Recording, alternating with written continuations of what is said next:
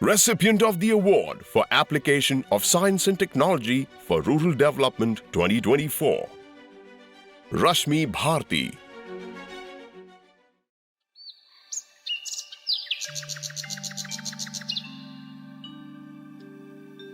And 91, both my husband and I, we decided that this is not really how we want to live. We want to earn more, to spend more. Actually, the inspiration was our own desire to simplify our lifestyle. In 96, we moved to the mountains finally and set up Avani. And since then, we've been working in that area. With appropriate technology, creation of stable, reliable livelihoods through revival of craft, and conservation of natural resources. Increasing incomes so people can access technology becomes our responsibility. We saw that there was a village of traditional artisans from the Shoka community working with Tibetan sheep wool, hand spinning, hand weaving, and some tradition of natural dyeing. The initiative that started with 20 families has grown into an artisan and producer cooperative and reaches about 2,200 families. In the course of revival, we also looked at fair wages, materials, the use of dyes and detergents. We cannot be responsible in this fragile ecosystem for pollution of soil and water, so we will only use natural dyes. We started with 3 traditional colors. आज हमारा Indigo का काम हो रहा है। Indigo का ये पूरा 2-3 महीने का होता है और फिर इसी से हमारा रंग बनता है। Indigo is a nitrogen fixing crop. Instead of leaving their land unused, now they are actually able to grow a cash crop on that. जब से ये इंडिगो हुआ तब से अच्छी फसल होने लगी, आमदनी भी अच्छी होने लगी। हमने लोगों से कहा कि आप पोमेग्रेनेट यूज करते हो, अनार जब खाते हो उसके छिलके आप इकट्ठा करो क्योंकि वो रंग बनाने के लिए काम आएगा। यहाँ पर हम जो भी डाई यूज़ करते हैं वो सारे लोकल जो वेस्टेज हैं उन चीज़ों को हम यहाँ पर कलेक्ट करके उनसे कलर बनाते हैं। यूपिटोरियम से हम यहाँ पर 3 कलर बनाते हैं, जिसमें येलो, ऑलिव ग्रीन और golden. We already have created non-toxic art supplies for kids with plant-based colors. Crayons, watercolors, DIY kits, wood stains, printing paste. ये हमारे प्रोडक्ट हैं और ये बच्चों के क्रेयॉन्स हैं, इसमें कोई भी केमिकल नहीं है। If a plant gives color, it also treats you for a medical condition because 70% of dye plants are also medicinal plants. There is no waste generated. The water that is discharged after natural dyeing, we recycle 100% of the wastewater and we use it to grow vegetables that we eat ourselves. It's created a whole ecosystem that conserves natural resources, creates a stable income, especially for socially vulnerable women and for school dropout young girls. फिर यहाँ आके मैंने बिनाई सीखी और मेरी जो आय है वो बहुत अच्छी हुई। The other innovation we have done is production of electricity from the leaves of pine trees. This was done by my husband, Rajneesh Jain. Actually, our entire work is a very Gandhian model, but our work is about village self-sufficiency and using local skills, local people, and local resources. It is an operationally self-sustaining business and is run by local people. That we've got the diamonds of Kumaon in our team. They've been with us, we have built this institution together.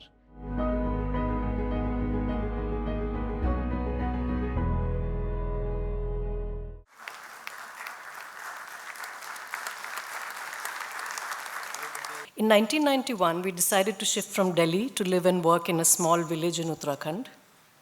The serenity and beauty of the mountains drew us like a magnet, and slowly, we learned to adapt ourselves to the pace of life in the villages, learning life lessons of slowing down, decluttering, simplifying every day, a very Gandhian approach to life.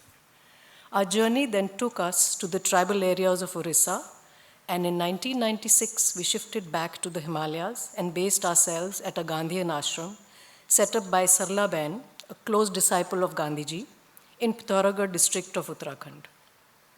Avani was established in 1999 in Tripura Devi, a small village in Pithoragarh district. We chose an area that was remote and had a high rate of outmigration of men due to lack of livelihood opportunities.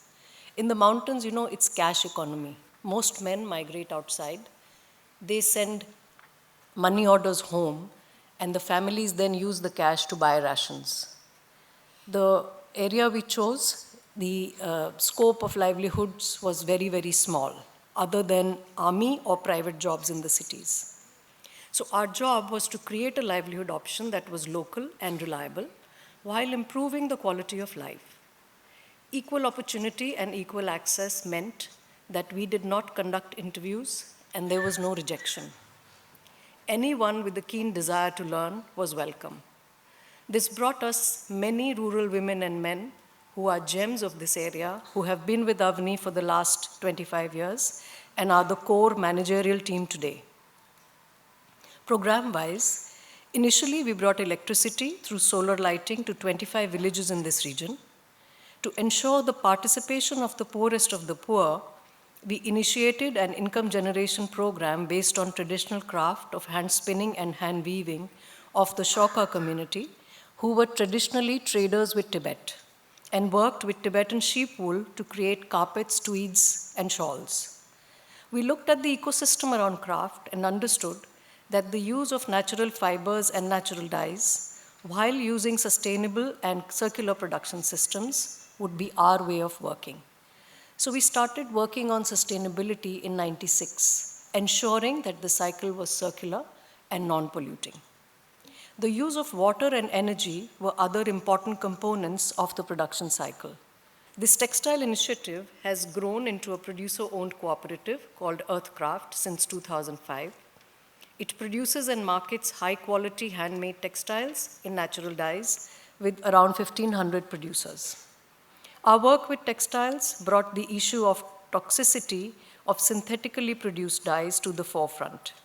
The connection between climate change and pollution of soil and water through different chemicals, largely synthetic dyes and detergents, is well researched.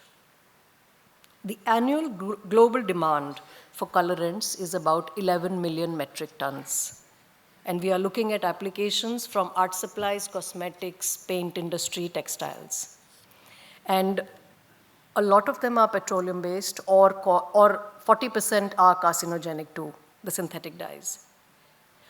Almost all of this is produced in factories, and untreated or semi-treated effluent goes in waterways and groundwater down to the oceans. Villages that have been affected by this kind of production system have generational trauma because of genetic issues and many other health problems that have emerged. It is imminent that we make the shift and be the change.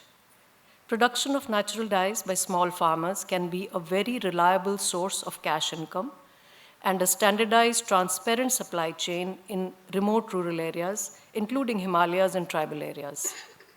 Training barefoot scientists who became experts at extraction and application of natural dyes was the core to this initiative. Our focus really has been to demystify it to the level that anybody can work with it. It's not rocket science. It's a simple chemistry, chemical process, which anybody, if they are interested to learn, can work with it. In particular, we are now rewriting the history of indigo farming across the country as a crop of regeneration and resilience by taking it to farmers in 6 states.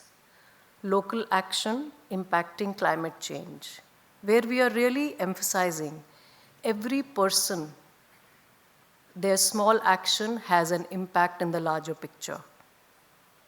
The challenges were many, of changing mindsets, of being accepted by the community, and to set up an initiative that would last beyond our lifetime.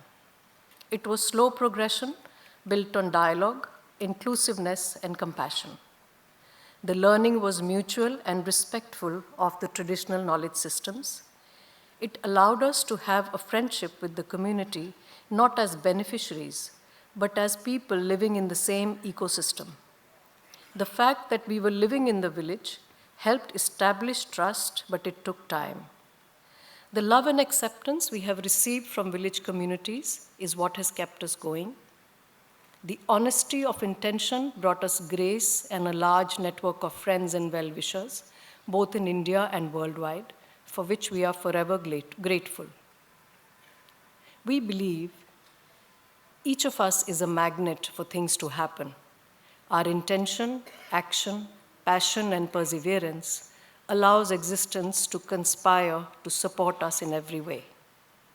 Thank you for listening so patiently.